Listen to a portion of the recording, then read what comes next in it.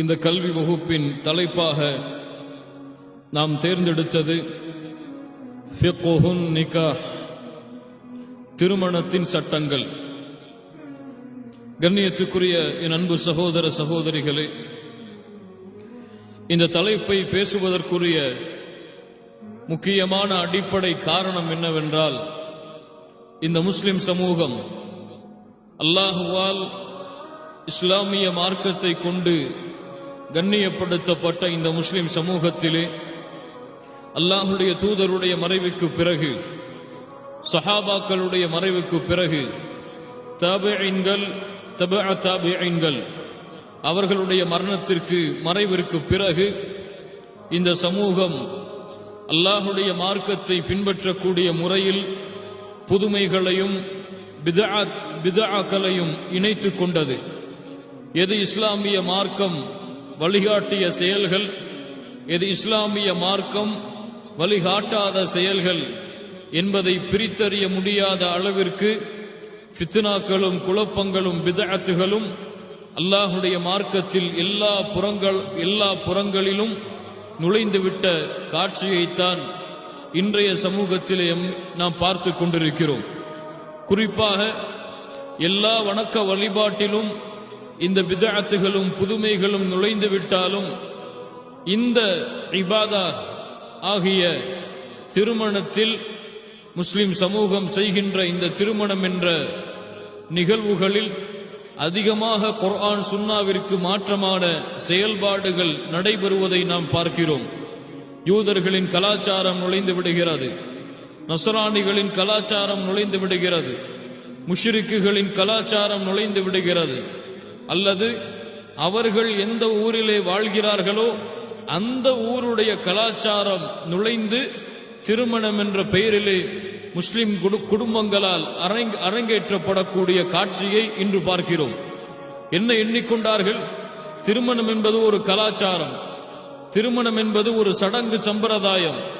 வயதை அடைந்து விட்டால் எப்போது இருவீட்டு பெற்றோர்களும் நினைக்கிறார்களோ அப்போது அந்த மணமகனுக்கும் மணப்பெண்ணுக்கும் தாங்கள் விரும்புவது போல அல்லது தங்களுடைய ஊரிலே இருக்கக்கூடிய கலாச்சாரத்தை போல திருமண சபையை அமைத்து திருமணம் வைத்து கொடுக்கக்கூடிய காட்சியைத்தான் நாம் பார்க்கிறோம். கண்ணியத்துக்குரிய அன்பு சகோதர சகோதரிகளே, திருமணம் ஒரு இபாதா, திருமணம் ஓர் இபாதா. அல்லாஹுடைய மார்க்கத்திலே அல்லாஹ்விற்கு செய்யக்கூடிய வணக்க வழிபாடுகள் போல திருமணம். தொழுகை எப்படி ஒரு இபாதா, நோன்பு எப்படி ஒரு இபாதத்தோ, ஹஜ் எப்படி ஒரு இபாதத்தோ, உம்ரா எப்படி ஒரு இபாதத்தோ, அல்லாஹுவை நினைவு கூறுதல் எப்படி ஒரு இபாதத்தோ, அது போல அல்லாஹுடைய மார்க்கத்தில் திருமணம் செய்வது ஒரு இபாதா,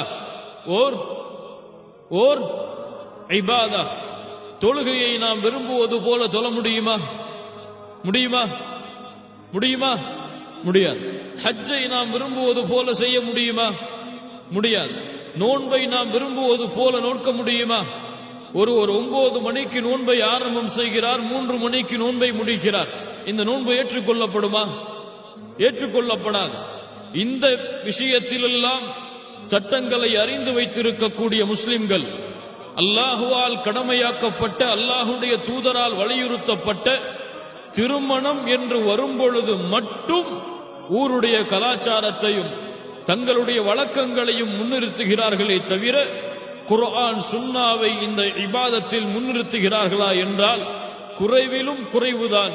அல்லாஹ் ரப்புல் ஆலமீன் நம்முடைய வாழ்க்கையிலே அல்லாஹ் கடமையாக்கிய அனைத்து வகை இபாதத்திலும் குர்ஆன் சுன்னாவை நிலைநிறுத்தக்கூடிய சமூகமாக அல்லாஹ் எம்மை மாற்றுவானாக.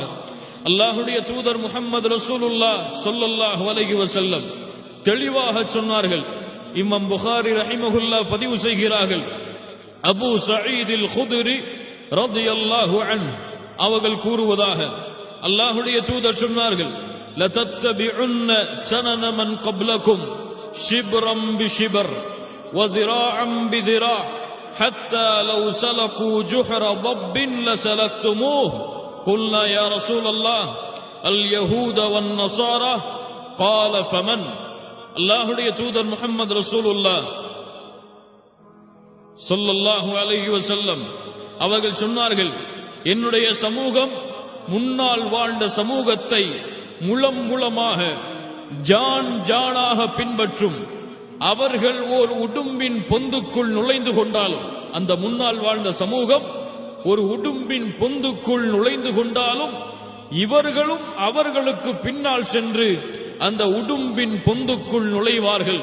அல்லாஹ்வுடைய தூதரே, முன்னால் வாழ்ந்த சமூகத்தை உங்களுடைய சமூகம் எம்முடைய சமூகம் பின்பற்றும் என்று சொல்லுகிறீர்களே, அந்த முன்னால் உள்ள சமூகம் யகூதிகளும் நசராணிகளுமா, யூதர்களையும் நசராணிகளையுமா முலம் முலமாக ஜான் ஜானாக எம்முடைய சமூகம் பின்பற்றும்?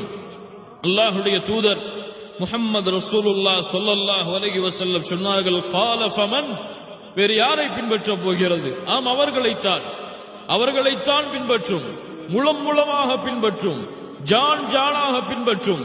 அவர்கள் எதை செய்கிறார்களோ அதை இவர்களும் செய்வார்கள். அவர்கள் எதை தங்களுடைய வழக்கமாக கலாச்சாரமாக கொண்டிருக்கிறார்களோ அதையே முஸ்லிம் சமூகத்திலே வாழக்கூடிய முஸ்லிம்களும் இல்லா மாஷா அல்லாஹ், அல்லாஹ் பாதுகாத்தவர்களை தவிர கலாச்சாரமாகவும் வழக்கமாகவும் எடுத்துக் கொள்வார்கள் என்று அல்லாஹ்வுடைய தூதர் முஹம்மது ரசூலுல்லாஹ் ஸல்லல்லாஹு அலைஹி வஸல்லம் அவர்கள் சொன்னார்கள். கண்ணியத்துக்குரியவர்களே, அப்படிப்பட்ட ஒரு கலாச்சார சீரழிவில்தான், அப்படி ஒரு இஸ்லாமிய மார்க்கத்திலே அல்லாஹ் வலியுறுத்திய கடமைகளை விட்டெல்லாம் மீறிதான் இன்று முஸ்லிம் குடும்பங்களில் இல்ல மாஷா அல்லாஹ், அல்லாஹ் பாதுகாத்தவர்களை தவிர இந்த திருமணம் என்பது நடக்கின்றது. இங்கே திருமணம் முடிக்க போகின்ற வாலிபர்கள் இருக்கலாம், அல்லது திருமணம் முடித்தவர்கள் இருக்கலாம், அல்லது தங்களுடைய பிள்ளைக்கு திருமணம் முடிக்க காத்து கொண்டிருக்கக்கூடிய மக்களும் இருக்கலாம். எல்லா தரப்பும் இங்கே அமர்ந்திருப்பீர்கள். அதனால் இந்த திருமணம் என்ற குர்ஆன் சுன்னா வலியுறுத்தக்கூடிய இந்த கடமையை அல்லாஹும் அல்லாஹ்வுடைய தூதரும் எப்படி கூறியிருக்கிறார்கள், எதையெல்லாம் செய்தால் இந்த திருமணம் நிறைவேறும், எதை செய்யவில்லை என்றால் எதை செய்தால் இந்த திருமணம் நிறைவேறாது என்பதை பற்றிய சுருக்கமான சட்டங்களோடும் கணவன் மனைவியுடைய வாழ்க்கையை குர்ஆன் சுன்னாவும் எப்படி வலியுறுத்துகின்றது என்ற அடிப்படை சட்டங்களோடும் இந்த வகுப்பை நாம் தொடர்வோம்.